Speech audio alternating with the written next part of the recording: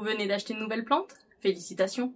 Mais attention, il ne suffit pas de la prendre et de la poser sur une étagère en espérant qu'elle s'épanouisse toute seule. Pour éviter les mauvaises surprises, il y a plusieurs étapes essentielles à suivre avant et après l'achat.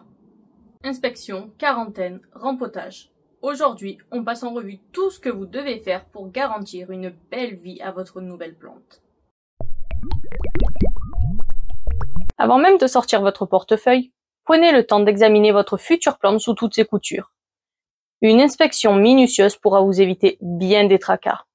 Voici ce que vous devez absolument vérifier. C'est parti. Premièrement, vérifiez les feuilles et les tiges. Recherchez des taches anormales de couleur jaune ou brune qui pourraient indiquer une maladie. Ensuite, vérifiez que les feuilles ne soient pas mollassonnes ou flétries. Cela pourrait être le signe d'un problème d'arrosage ou d'un stress hydrique. Pour en finir avec la vérification des feuilles et des tiges, touchez légèrement votre plante et si les feuilles tombent facilement, ce n'est pas bon signe non plus. Ensuite, il faut vérifier le substrat. S'il est trop humide, cela peut être signe d'un arrosage excessif ou de racines en train de pourrir. Vous pouvez également regarder si vous voyez une couche blanche sur le terreau, cela peut être un excès de sels minéraux ou bien de la moisissure. Et le dernier point qu'il faut vérifier sur le substrat, c'est qu'il n'y ait pas de champignons ou de petits insectes. Ça, c'est un très mauvais plan. Ensuite, vous pouvez vérifier les racines. Si possible, soulevez délicatement la plante de son pot afin de les voir. Si les racines sont noires et molles, cela est un signe évident de pourriture. A contrario, si les racines forment un gros amas compact et sortent des trous de drainage, la plante est certainement à l'étroit et aura besoin d'un rempotage. Le dernier point à observer selon moi, ce sont les parasites. Pour cela, il suffit simplement de passer votre main sur les feuilles et d'observer. Tout d'abord, cherchez des cochenilles, ce sont des petits amas cotonneux. Vous pouvez également chercher des pucerons, ce sont des petites bestioles de couleur noire, verte ou rouge. Et vous pouvez également chercher des alerodes, qui sont des petites mouches de terreau qui s'envolent dès que l'on touche la plante. Il faudra également vérifier le collet et les tiges, c'est à ces endroits-là que les nuisibles adorent se cacher. Si tous les points que je vous ai mentionnés sont en ordre, alors foncez! Sinon, il vaut mieux choisir une autre plante. N'oubliez pas qu'en jardinerie, certaines plantes sont mal entretenues et il vaut mieux patienter pour en trouver une en bonne santé. De retour chez vous, pas question de mettre immédiatement votre nouvelle plante avec les autres. Elle pourrait tout à fait transporter des parasites invisibles ou des maladies qui ne se verront que plus tard. Placez-la en isolement au moins 2 semaines et si vous êtes en intérieur, l'idéal est de la mettre dans une autre pièce. Pendant cette période, observez-la attentivement. Pensez à regarder chaque jour sous les feuilles pour voir d'éventuels insectes. Vérifiez si des taches apparaissent ou si simplement le feuillage change d'aspect. Ensuite, vous pouvez également surveiller son comportement.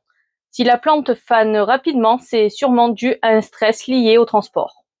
Donc, si vous découvrez un problème, traitez-le immédiatement avant de mettre votre plante avec les autres. Cela évitera de le propager. Maintenant, la question est, faut-il rempoter sa nouvelle plante tout de suite? La réponse, en fait, dépend de plusieurs critères que je vais vous donner maintenant. Quand faut-il rempoter immédiatement? Si le substrat est de mauvaise qualité, trop compact et mal drainé, si les racines débordent du pot ou sont entortillées, et le dernier point qui peut valoir un rempotage immédiat à votre nouvelle plante, c'est si elles proviennent d'une grande jardinerie où les pots sont souvent sous-dimensionnés. Quand vaut-il mieux attendre? Si la plante semble en pleine forme et si son substrat est correct, et si la plante en fait est en fleurs car un rempotage à ce moment-là peut provoquer un stress et faire tomber les boutons. Si vous rempotez immédiatement, voici les étapes à suivre. Premièrement, choisissez un pot légèrement plus grand que l'actuel, comme vous pouvez le voir juste là, et qui comporte des trous de drainage. Deuxièmement, choisissez un terreau adapté à l'espèce. Dans ce cas-là, ça sera terreau cactus plante grasse.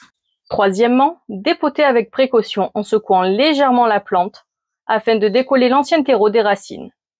Quatrièmement, ajoutez la plante dans son nouveau pot, ajoutez le substrat et tassez légèrement. Et cinquièmement, n'arrosez pas tout de suite pour laisser le temps aux racines de cicatriser pendant quelques jours.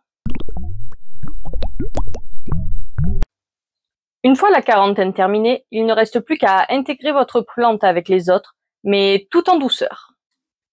Habituez-la progressivement à son nouvel environnement.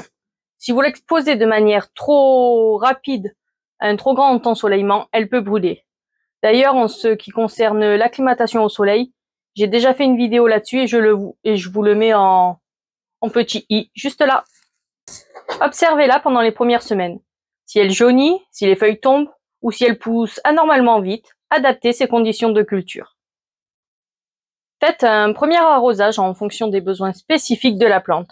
Certaines aiment être arrosées juste après le rempotage et d'autres non. Avec ces précautions, votre nouvelle plante s'adaptera parfaitement à son nouvel environnement.